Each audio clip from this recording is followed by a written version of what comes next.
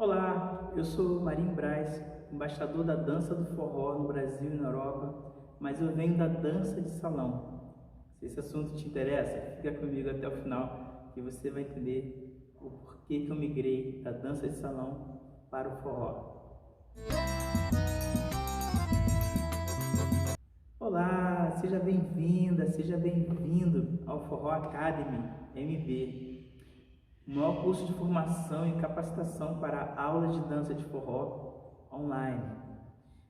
Então, meu início na dança de salão foi em 1994, como bolsista do Centro de Dança Jaime Aroucha, em Botafogo, na rua São Clemente, 155, o famoso 155. Como esse 155 foi famoso na década de 90, ali, quando eu comecei a dançar.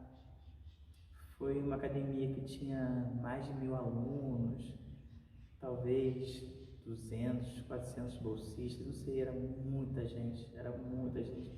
E precisava ter uma disciplina ali muito grande, porque ser bolsista naquela academia do Jaime, naquela época, era muito concorrido. Então não tinha essa coisa de bolsista fazer corpo mole. Eu tive um coordenador que me ensinou muito a ter disciplina, Paulo. Nossa, o Paulo era o terror dos bolsistas. O Paulo tinha a lista de todos os bolsistas, o horário, a hora que saía, a hora que chegava, a hora que saía, os dias que faltavam. Nossa, aquele homem era um terror. Mas eu descobri que ele tinha um coração tão grande quando eu contei para ele, uma realidade, né, de quem vem da Baixada Fluminense e que também está sonhando um pouco com a dança. E meu início na dança foi porque eu tenho um primo que já dançava samba de gafieira, aliás, dança de salão no todo, né?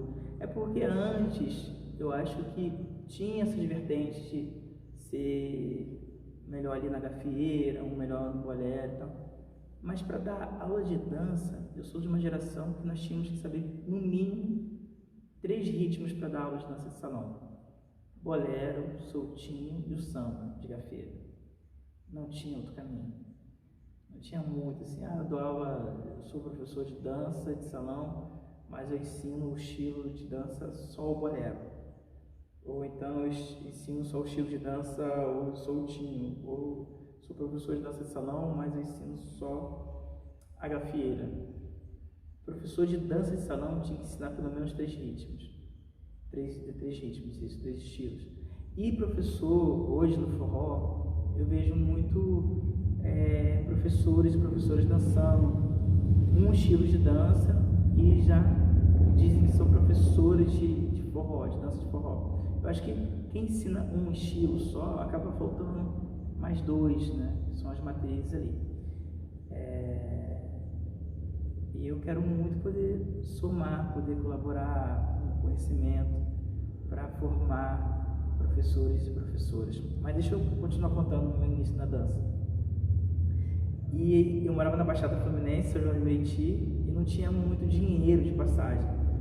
E eu convidei o meu primo, Márcio Santos, para a gente aprender junto. E o Márcio estava ali com trabalho de eletricista, fazia uns trabalhos, e aí ganhava um dinheiro, a gente dividia a passagem. Às vezes eu tinha dinheiro, às vezes eu não tinha. Muito mais vezes eu não tinha do que tinha dinheiro. E a gente passava por debaixo da roleta do ônibus, a gente passava na roleta do metrô e deixava uma das mãos assim, mas tinha que ser rápido, né? Para ter um pequeno espaço para o outro passar também. Passava junto na roleta. Tinha uma padaria ali perto do Jaime, Botafogo, uma padaria de esquina. O dinheiro que eu comprava ali, 2 pães franceses e 100 gramas de mortadela, eu comprava na Baixada 10 pães e quase meio quilo de mortadela. É o preço, a Zona Sul e a Baixada é muito discrepante assim, os valores das coisas, né? Então eu comprava ali sempre um pão francês, e esse pão ele tinha que durar o dia inteiro, né? até porque tinham as aulas, eram muitas aulas, começavam 18h30, acabavam 22h30 e depois tinha aula para bolsista. Era muita relação. E quando eu perdia o último ônibus na Praça 15, porque eu morava em Coelho da Rocha, na Baixada Fluminense, e o último ônibus na Praça 15 saía à meia-noite. Então, às vezes eu estava ali conversando, batendo papo, e esquecia da vida. Quando eu lembrava da hora, eu falava, meu Deus, vou perder o último ônibus. E aí meu primo disse, saia correndo ali pela Rua São Clemente, atravessava as pistas do aterro, que passava o 474, que era Jacaré, Jardim de Alá, e passava na Praça 15. Quando a gente perdia esse último ônibus, a gente já descia uma lágrima. E a opção era descer na Pavuna, pegar um Praça 15 Pavuna, descer na Pavuna e andar cerca de uma hora e pouquinho, que da Pavuna eu cortava o centro de São João de Meriti, a Vila Rosali, Agostinho Porto, para chegar em Coelho da Rocha. Era terrível. Mas naquela época tinha uma coisa boa, a gente não era assaltado como é hoje, né? Tinha esse lado bom também.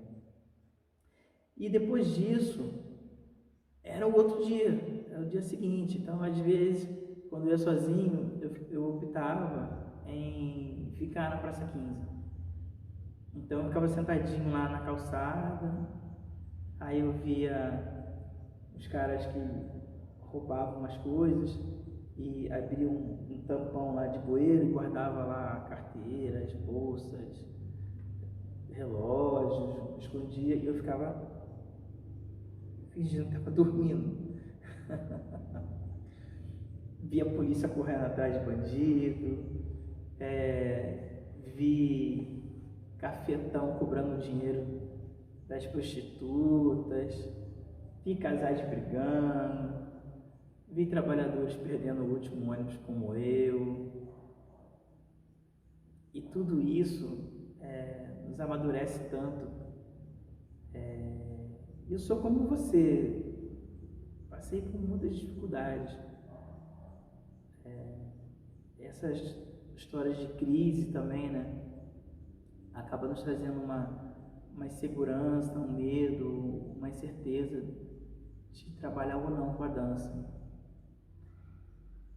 Dentro dessa história que eu estou te falando, eu também tive possibilidades depois de poder entrar numa loja, comprar um carro zero, poder comprar minha casa, poder ter uma grande escola de dança referência, uma companhia de dança internacional que viajou a Europa para o espetáculo, tudo isso. Mas o que eu não posso esquecer de dizer para você que a dança ela tem essas nuances, mas que também nos traz uma certeza de que quando você desce, essa descida, ela te ensina muita coisa. E às vezes você fica um tempo aqui que você quer sair logo, quer pelo menos, eu falo muito essa palavra, botar o nariz para fora, eu uso muito essa frase, aliás, botar o nariz para fora da água, né? Aqui, quando desce, se você não estiver preparado, você deixa a dança, você vai trabalhar com outra coisa, porque é difícil. Essa descida é difícil, porque depende de muita coisa. Às vezes não depende só de você como professor, dando uma boa aula, depende de uma estrutura, de conhecimentos que você buscou antes.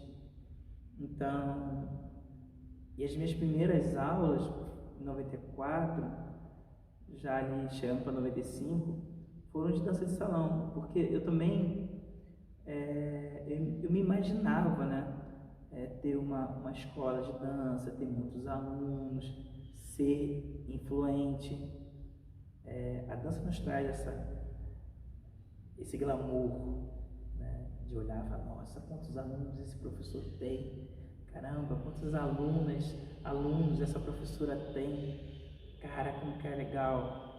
E acho que é como um menino que gosta de jogar bola, ou uma menina que gosta de dançar balé, ou um menino que gosta de dançar balé e a menina que gosta de jogar bola, né? Não tem essa classificação mais.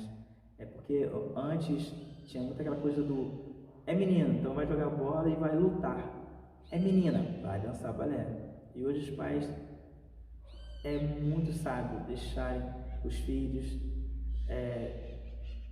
olharem um pouco o que é bom e ter uma orientação dos pais também para darem uma direção. Sempre é bom, né? Respeitando as decisões dos filhos, das filhas. Hoje isso é muito importante. Então eu reuni amigos na Baixada e comecei a dar as primeiras aulas de dança de salão. Eu até hoje dou aulas de dança de salão. A escola que eu tive, o Reboco das Artes, durante 12 anos, eu era o professor de dança de salão, tinham outros, mas eu era o professor, primeiro professor da escola, né? Então, eu amo dar aula de salão. Até acho que os professores de dança de salão cometem um erro em tirar o soltinho e colocar o forró como o terceiro ritmo da dança salão. Que a base é o bolero porque dá o equilíbrio, traz a musicalidade, muita noção do espaço. O bolero para mim é o pai da dança de salão, assim, nível de orientação de espaço, musicalidade, de ser cavalheiro e não cavaleiro. Tem uma diferença, é importante saber. E eu comecei ali com uns amigos, dando uma aula na Baixada, e depois eles foram gostando também e foram, Marinho, você tem que ganhar alguma coisa. Eu falo, não quero ganhar nada não. E depois eles se juntaram e me deram dinheiro. Quando eles me deram dinheiro e eu vi a real possibilidade de ganhar dinheiro dando aula, nossa, eu falei, agora é momento de estudar, né? É momento de pesquisar mais, porque o Jaime Arocha falou uma frase, que ele falou, olha, eu não me formei, mas e por isso eu vou ter que estudar a vida toda. Eu me formei em decoração na Estácio de Sá, na faculdade de Estácio de Sá, mas na dança eu não era formado. E eu percebi que eu precisava estudar muito, e estudo até hoje. E eu danço bolero, samba de gafieira, soltinho, salsa, zouk, tchá-tchá-tchá, merengue,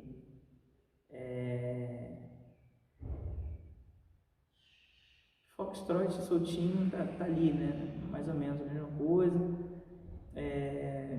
Aí tem bachata, acho que o tango eu falei, enfim. Aí o forró, o arrastapé, o galope, nossa, são muitos ritmos. E tudo isso faz com que a minha dança do forró seja ainda mais didática, precisa.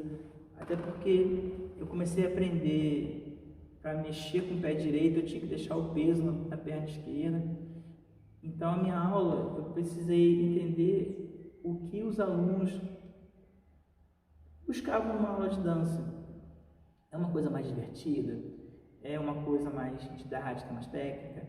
Mas é só divertido, não ter didática, não ter técnica, isso atrapalha muito. E o importante é buscar o equilíbrio entre os dois, né? Então eu fui dando aula de dança salão, fui convidado pelo Jaime para participar de uma audição para dançar com Negritude Júnior, e eu passei. Foi muito legal. Dançar com Negritude Júnior foi muito legal.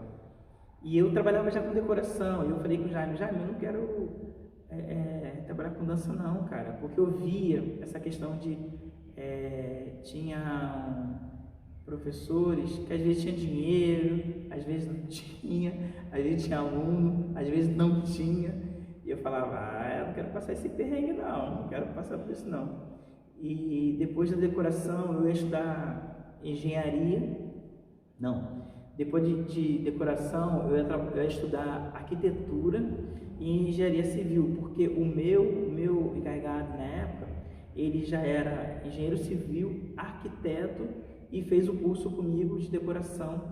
Inclusive foi ele que pagou meu curso de decoração, porque eu pagava aluguel, eu morava sozinho, fui morar sozinho com 18 anos.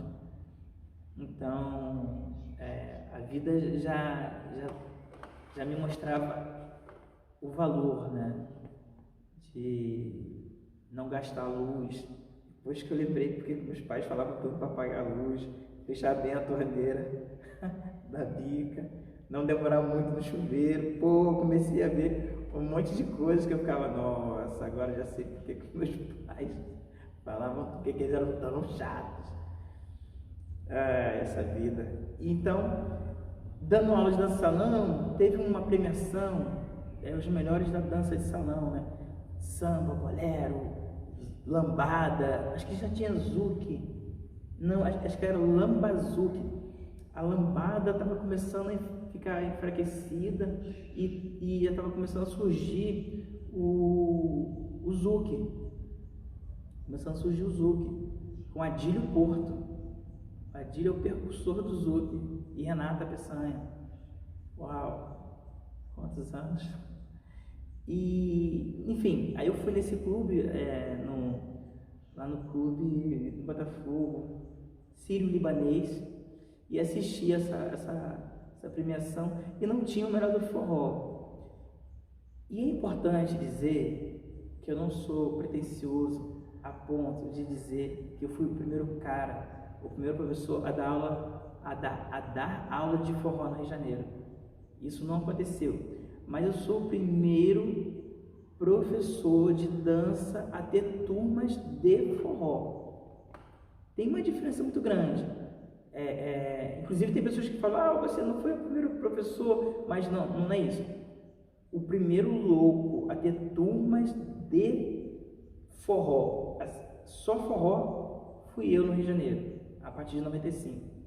E tinham professores de dança de salão que também ensinavam forró. Tem uma diferença muito grande, né? Então, nessa premiação, eu percebi que, como não tinha a premiação para o forró, eu fui perguntar ao produtor, por que não teve...